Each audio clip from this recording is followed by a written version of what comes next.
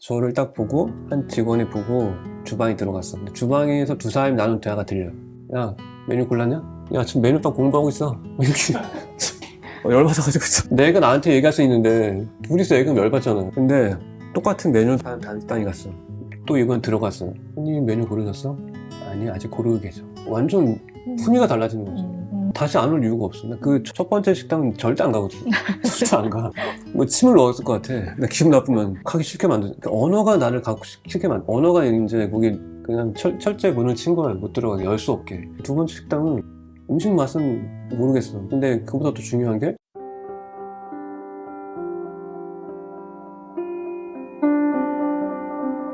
부모의 어휘력을 위한 66일 필사노트에서는 육아의 끝은 부모의 성장입니다 라고 강조를 하셨고요. 또 아이의 어휘력을 위한 66일 필사노트 서문에서는 마음의 키가 큰 어린이의 하루는 반짝반짝 빛납니다 라고 하셨습니다. 이렇게 두 책 모두 성장이라는 키워드로 귀결이 되는 점이 인상적인데요. 66일간의 필사를 통해서 부모와 아이가 삶의 태도와 내면에서 어떤 구체적인 성장을 이룰 수 있을까요? 요즘에 부부들이 나오고 아이들이 나와서 서로의 문제를 해결하고 이런 프로그램 많이 있잖아요. 그 프로그램 보면 공통점이 뭘까요? 여러분들 생각해 보세요. 그냥 보고 있지만 말고 저 사람들한테 저런 공통점이 있네? 찾아야지 내가 해결할 수 있으니까. 전문가의 해결 방법은 그 두 사람의 해결 방법이지 내 해결 방법은 아니란 말이에요. 우리가 스스로 안목을 키워서 한번 해결하려면 생각해 봐야 되는데 부부가 나누는 대화 속에 어떤 공통점이 있을까요? 서로 질문만 해. 내가 뭘 잘못했어? 이 정도면 충분하지 않아?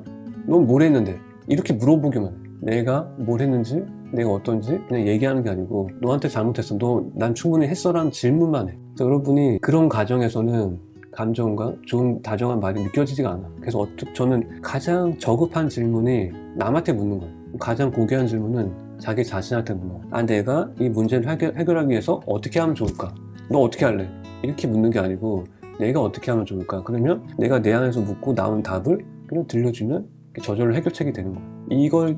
이것이 말로 되기 쉽지만 행동은 되게 어려워요. 우리가 필사책이 필요한 거고 아이랑 나눈 대화도 마찬가지로 너 공부하라고 했지? 책 읽으라고 했지? 이렇게 얘기하면 그게 되나? 지금까지 평생 안 됐잖아. 아이가 공부하게 하려면 어떻게 해야 될까? 나한테 물어봐야지. 자신한테. 책을 왜 안 읽을까? 이렇게 자신한테 물어봐야지. 그러면 아이만을 위한 답이 나올 수 있게 되겠죠. 그렇게 되면 이제 어떻게 삶이 변하냐면 식당에 가잖아요. 식당에 가면 부모님께 그런 언어를 듣고 자란 아이와 못 듣고 자란 아이가 밥 먹고 나갈 때 행동이 달라요. 우리 이런 지금도 의자가 있지만 여러분도 한번 커피숍 가서 한번 이렇게 경험해 보세요. 다 먹고 나갈 때 의자를 집어넣고 가는 사람이 있고 밀어서 집어넣는 사람이 있어요. 들어서 집어넣는 사람도 있고 소리 안 나게. 세 가지가 있죠. 그냥 가거나 드르르 하면서 집어넣거나 들어서 집어넣거나. 들어서 집어넣는 아이가 있어요.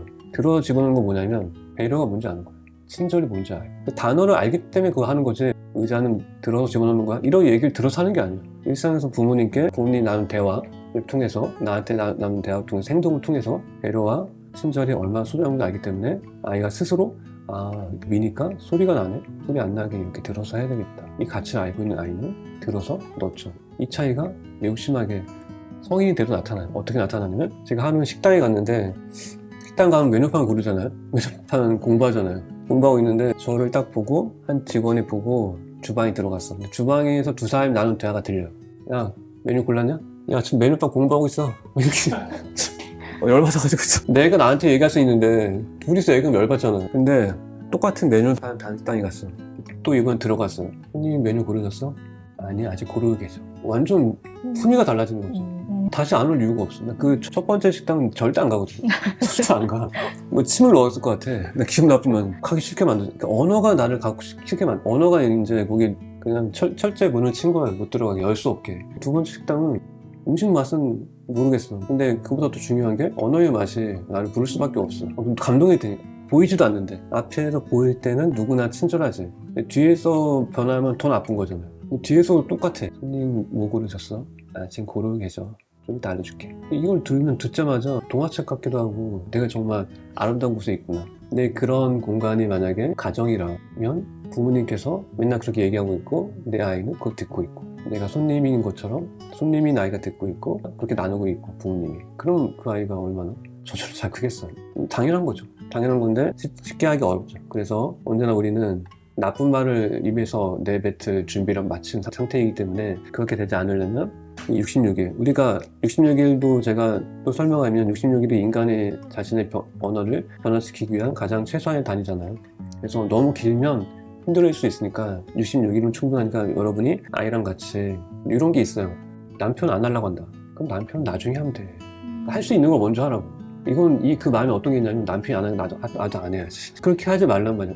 내 아이가 안 한다. 그럼 내가 먼저 하면 되잖아. 할 수 있는 사람 먼저 하고 할 수 있는 만큼만 하고. 그리고 너무 망의해서 서로 자신한테 죄책감을 주지 마. 힘들게 하지 마. 설거지 해야 되고 집안 청소해야 되고 할 게 되게 많아. 근데 내가 이걸 한 번에 다 해내면 내가 스스로한테 분노할 게 뻔해. 그러면서도 하고 화내. 근데 물론 할 게 많지만 내가 화내지 않을 만큼만 하고 그걸 계속 반복하면 점점 폭이 늘어나니까 할 수 있는 게 늘어나니까 감정이 주머니에 늘어나니까 내가 너무 화내지 말고 지금 할 수 있을 만큼만 매일매일 꼬박꼬박 하면 내가 더 커지고 내가 커진 만큼 아이의 내면도 커지고 가능성도 커진다. 그렇게 생각하시면서 자연스럽게 차분하게 제가 좋아하는 말 자연스럽게 차분하게 포근하게 다정하게 이렇게 여러분이 아이와 나눌 일상을 잔잔하게 만들어 나가셨으면 좋겠습니다. 작가님께서는 그 부모와 아이가 함께 필사하는 것의 가치를 강조하셨는데요. 66일간의 필사 끝난 후에도 이 경험이 부모와 아이의 삶에 지속적인 긍정적인 영향을 미치고 또 어휘력과 마음의 성장을 이어나갈 수 있도록 하는 장기적인 활용 방안이나 작가님만의 팁이 있다면 공유해 주시면 감사하겠습니다. 우리는 책을 너무 진지하게 바라보는 경향이 있어요. 심각하게. 그래서 글자가 적은 건 책이 아니다 이렇게 생각하는 사람들도 있고 어려워야 책이다 이런 사람도 있는데 그리고 책은 다양하게 많이 읽어야 된다 이렇게 생각하는 사람도 있는데 그걸 다 벗어버리자. 그리고 우리는 책 한 권도 오랫동안 읽을 수 있고 책 한 권 평생 읽을 수도 있어요. 그리고 쉬운 책 어려운 책 그런 구분도 없다. 일단 우리가 아이랑 같이 시작을 해서 이 책을 66일 동안 쓴다고 했잖아요. 근데 66일 동안 쓰고 여백이 2번 쓸 수 있는 여백이 충분히 있어요. 한 번 쓰고 뒤에서부터 또 한 번 다시 쓸 수도 있어요. 그러면 이제 곱하기 2가 되겠죠. 132일 곱하기 했어 순간적으로 132일이 될 텐데 이렇게 여러분이 충분히 또 쓸 수 있게 쓸 수 있는 또 쓰고 이걸 하나 더 완성했을 때 상상해 보세요. 한번. 여러분은 완성을 상상하면 멈추지 않을 수 있어요. 상상하고 가치를 발견할 수 있으면 내 아이와 내가 함께 이 책 한 권을 다 필사했다. 이런 성취감 아이한테 또 줄 수 있을까? 줄 수 없을 거예요. 이런 작은 성취감 그리고 아이가 죽을 때까지 기억할 거야. 엄마랑 같이 옆에 앉아서 혹은 같은 책을 옆에 앉아서 얘기하면서 낭독하고 필사하면서 보냈던 그 아름다웠던 시간을 나는 기억하고 있지. 엄마 그때 기억해. 진짜 엄마 진짜 싫어하는 거 알고 있었어. 표정에서 느낄 수 있었거든. 근데 날 위해서 같이 필사해줘서 고마워. 이런 말을 듣게 되면 얼마나 행복할까. 필사를 한다는 것은 내 문해력과 어휘력, 표현력을 기르는 거기도 하지만 내 행복할 근거를 또 만들어내는 것이다. 이렇게 생각하시고 그렇게 생각할 수 있으면 포기하지 않을 수 있을 거예요. 그래서 저는 이거를 처음에 필사가 처음 쉽지 않으면 필사할 문구를 낭독하셔도 되고 아이가 당장 생각하지 않으면 나만 먼저 시작하고 아이의 책은 표지를 아이가 볼 수 있게 책상에 올려놔. 대신 압력을 주지 마세요. 그냥 제목만 볼 수 있게. 저는 독서도 마찬가지로 범위를 넓혀야 돼요. 표지를 본 것도 독서예요. 책 읽은 거예요. 다 읽어야만 독서가 아니야. 그냥 이렇게 한 줄 읽었네? 이것도 독서예요. 한 줄 읽었네? 잘했어. 다음에는 또 뭐 읽으면 좋을까? 이렇게 얘기하는 게 되게 좋은 거지. 다 읽으라고 했지. 다 읽었어 안 읽었어 이렇게 얘기하지 말고. 그리고 글쓰기도 마찬가지, 필사도 마찬가지. 필사를 다 쓰려고 했는데 아직 손에 힘이 없어서 2줄밖에 못 썼어. 그러면 그래도 필사한 거지. 우리 할 만큼 했어. 내일도 할 만큼 하면 돼. 그러다 보면 할 수 있는 한도가 더 늘어나게 될 거야. 근데 이게 힘들다고 2줄밖에 못 쓴다고 하지 않으면 한계 없는 사람이 되지. 한계 없는 사람은 자기 한계를 늘릴 수가 없어. 이렇게 얘기할 수 있게 되겠죠. 그렇게 하다 보면 아이랑 같이 일상 나누면서 더 들려주고 싶은 말도 많이 늘어나고 여기 부제가 있잖아요. 따라 쓰기만 해도 마음의 키가 한 뼘 자라는 이건 아이의 어휘력이고 부모의 어휘력은 마음은 단단하게 지키고 아이는 더 사랑하는 이 부제가 딱 맞는 것 같아요. 네, 부모님은 이 필사하면서 내 마음을 단단하게 지킬 수 있고 그리고 아이를 더 사랑할 수 있어요. 이 뜻은 뭐냐면 단단히 지키고 사랑은 마음을 아이한테 표현할 수 있게 되었다는 것. 아이의 어휘력의 필사노트는 따라 쓰기만 해도 마음의 키가 한 뼘 자라는. 우리는 인간은 감정의 동물이잖아요. 그래서 모든 하루는 감정으로 이루어져 있어요.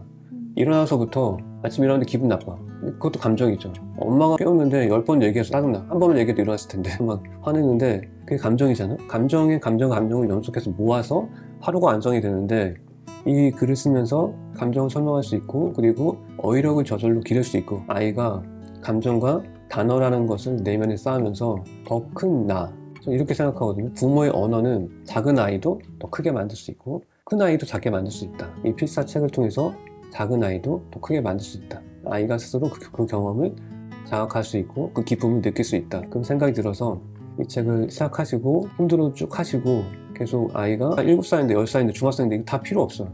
이 아이의 어휘력 필사노트도 대학생 써도 돼. 왜냐하면 언어에는 시차가 없다고 제가 말씀드렸고 그리고 제가 쓴 글은 누가 쓰더라도 다 마음이 치유가 되고 저절로 읽게 되면 아 이게 이런 뜻이었구나 라는 것을 깨우치게 되는 글이기 때문에 여러분이 내 아이가 몇 살인데 라는 핑계, 이유, 변명 못할 텐데 이런 걸 다 벗어버리고 당장 시작해보자. 부모의 시작이 아이의 기적이다 이렇게 생각합니다.